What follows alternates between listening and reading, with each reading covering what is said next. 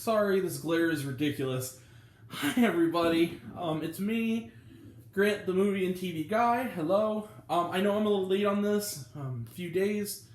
Lots been going on. I'm actually going to do a TV review roundup. So we're going to talk about 3 shows whose seasons just ended that I just watched. We're going to bunch them together. And then I have some potentially cool announcements. I don't want to kind of jump on it yet, but before it's time, but I just want to give you guys an idea of what may be to come, so really, really cool. So, first show we're going to talk about is Love, Victor Season 2. This is TV Review Roundup, and I'm Grant, the movie and TV guy. Movies and TV reviews that we do here. Love, Victor Season 2. So, just quick overview. Love, Victor is the show.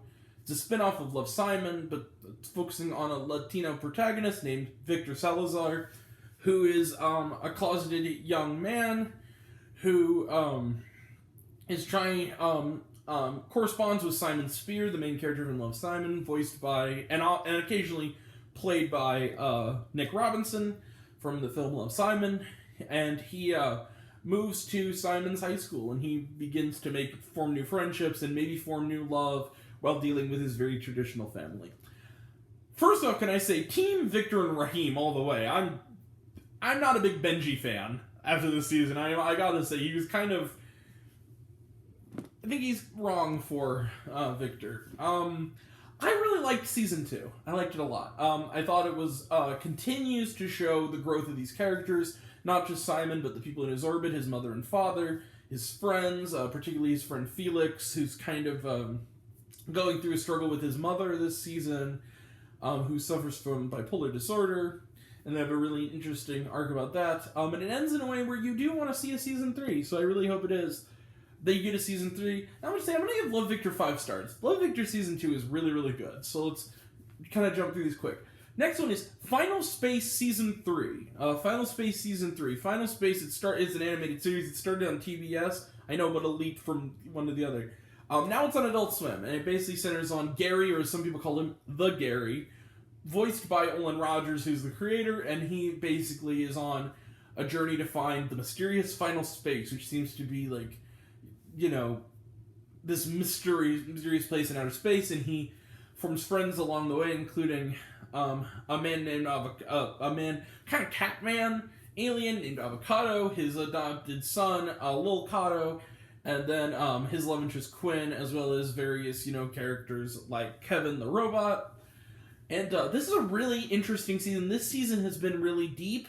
I watched it from the beginning. It starts out as being kind of a goofy, almost Futurama with more of a space feel.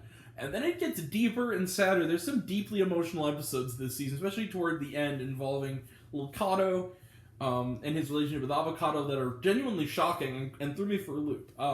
Final Space Season 3, not much more to say. Pretty great. I'm going to give it 5 out of 5 stars also. That little Final Space Season 3, I really hope there's a Season 4. Okay, last night, and premiered today, the last one we're going to talk about is a show on Netflix. It's called Workin Moms. This is the 5th season of Workin Moms. A show I like quite a bit. I'm not necessarily in love with it, but I like it. It's a Canadian series created by and starring Catherine Reitman, sister of Jason Reitman, and daughter of Ivan Reitman, the great filmmaker Ivan Reitman, who did Ghostbusters. And it seems to be loosely based on her relationship with her husband, who's also co-stars, and her friends, and it's about a bunch of moms and a mom, and who are friends, and the various misadventures raising their kids, as well as through, life at this stage in their lives. Very funny, kind of occasionally cringe comedy, but that's kind of what makes it work. There's some really good laughs. I really like the dynamic between her and her best friend Anne.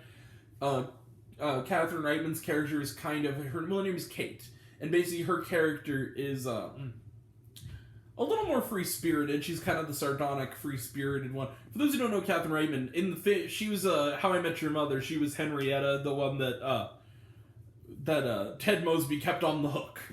So that's who that is. But then you also have her friend Anne, who's really tightly wound and kind of a little mean sometimes. But then she has a very strained relationship with her teenage daughter, who's kind of a little bit of a brat. But the daughter, she has an arc, and her relationship with her husband. There's some funny things that happened with him this season involving a very kind of uppity, mean kid who starts dating his daughter, who then turns out to be kind of a tool that I don't want to get into because it's... If I describe it, it's going to sound really cruel. It's really funny, involving the dad, where he becomes infamous for a very, very funny reason.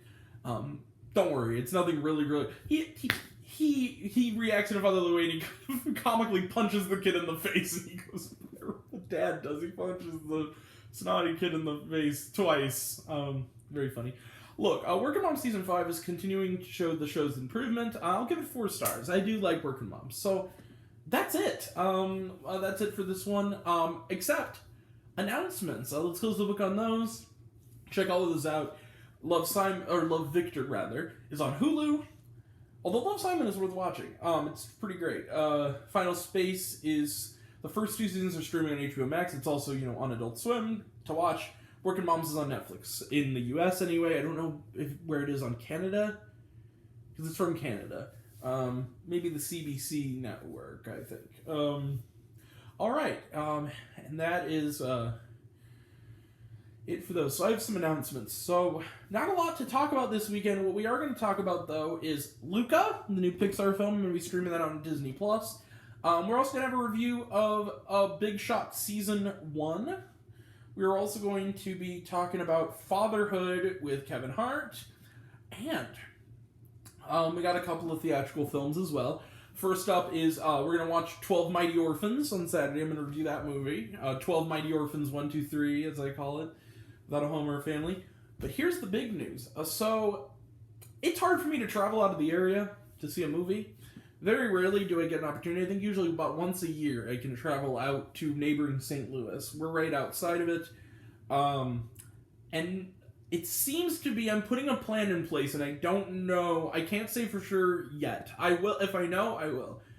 During the next week, I'm planning on going to St. Louis. I kind of have a way to get there to see the Sparks Brothers. I really, really want to. I'm going to find a way to get out to St. Louis, travel a little bit, go to a different theater, maybe for the first time in a while, just for this film, and it's going to be a nice little hour-long trip, but I'm sure it'll be worth it. I've heard nothing but good things. So we might next week have a Sparks Brothers review. We might. The operative word is might. I'm really hopeful. Can't promise yet, but when I have new information, I will let you know. Shit happens. Who knows? And then next Friday we have F9, and then Wednesday the 29th we have Zola.